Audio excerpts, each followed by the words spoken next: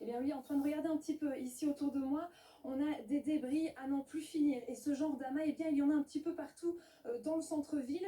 En fait, la matinée et la journée, elle a été consacrée au nettoyage parce que la rivière qui passe ici tout près, elle a débordé et elle a envahi le centre-ville. Alors ici, un petit peu tout près, vous avez plusieurs restaurants, plusieurs commerces. Et ces commerces et restaurants, eh bien, ils ont été inondés. Résultat, il y en a pour plusieurs centaines, plusieurs milliers d'euros de casse et de déchets. Par exemple, dans un restaurant, on nous expliquait que ce sont les électroménagers qui n'ont pas tenu. Dans un magasin de vêtements, eh bien, ce sont justement les vêtements qui sont tout à fait jetables.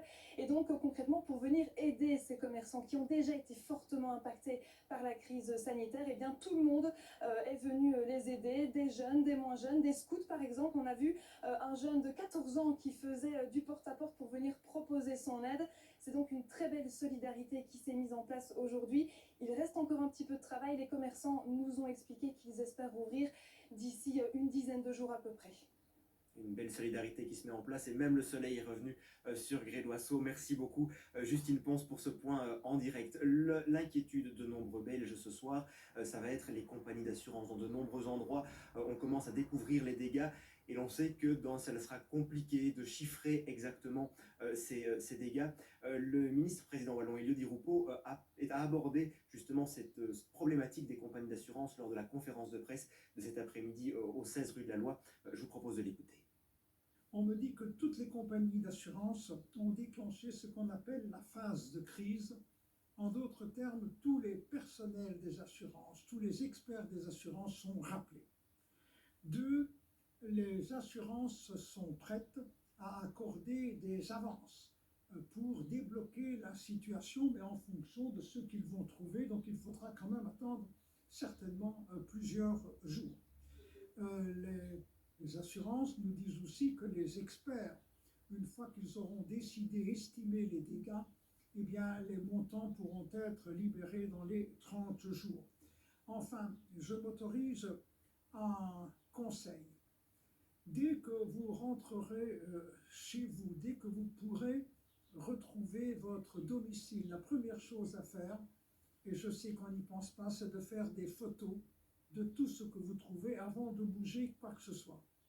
Et deux, ne jetez rien, mettez les objets qui sont dégradés, soit dans le jardin, soit dans votre devanture, pour permettre aux experts, au moment où ils passent, eh bien, de savoir exactement comment étaient les dégâts. Enfin, pour ce qui est des petits dégâts, des procédures simplifiées sont prévues pour réserver les experts aux dégâts beaucoup plus importants.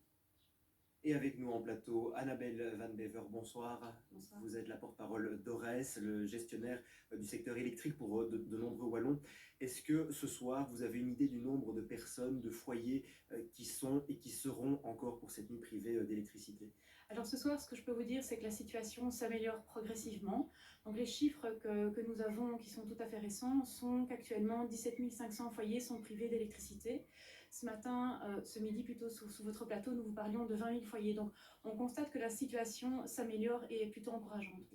Vous vous attendez à de gros dégâts sur le réseau électrique. Vous avez pu atteindre maintenant toutes les cabines haute et moyenne tension, où il y a encore des points où on ne sait absolument pas à quoi vous attendre? Donc à ce stade, on a encore environ 215 cabines qui sont inondées et donc nous ne pouvons absolument pas y accéder. Donc les découvertes, je dirais, se font progressivement. Là aussi, la situation a évolué puisque nous étions environ 280 cabines ce midi. Donc les travaux avancent, nos équipes progressent.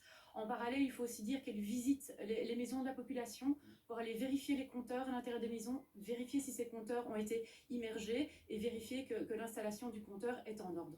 Justement, on sait que l'eau et l'électricité, ça fait rarement bon ménage. Quels sont les conseils que vous pourriez donner aux Wallons, aux Belges qui veulent relancer leur infrastructure électrique alors qu'elle a été immergée?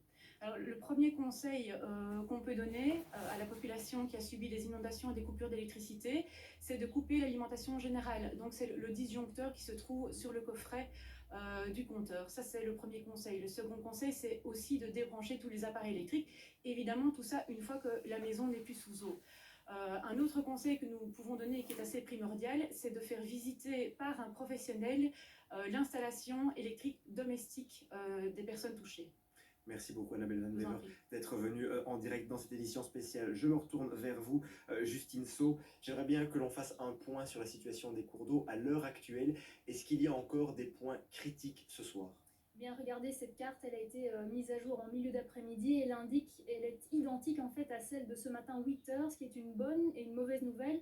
Mauvaise parce que on aurait aimé voir un peu plus de jaune et de vert sur cette carte, et là on constate que la majeure partie du territoire wallon reste placée en alerte de crue, mais bonne quand même car la situation n'a pas empiré. La situation est donc, la tendance on pourrait dire est à la stabilisation. Donc la Meuse se stabilise à Namur et à Liège, la Vesdre, l'Amblève et leurs affluents sont en train de baisser, l'Ourthe rejoint son lit petit à petit en province du Luxembourg, la Lesse, la Lomme et leurs affluents baissent également, donc tout porte à croire que la décrue va s'accentuer. Est-ce que l'on a brièvement une idée de ce qui va se passer dans les prochaines heures, cette nuit par exemple? Alors il y a 5 cours d'eau qui sont toujours sous étroite surveillance. Regardez cette deuxième carte, en raison d'un risque de crue.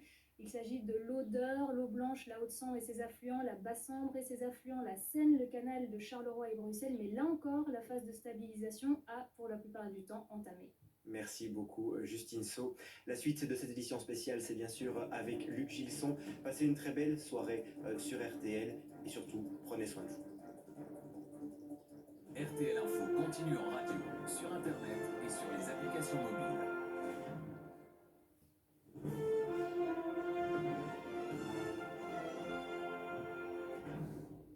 Merci beaucoup Antoine, bonsoir à toutes, bonsoir à tous, bienvenue.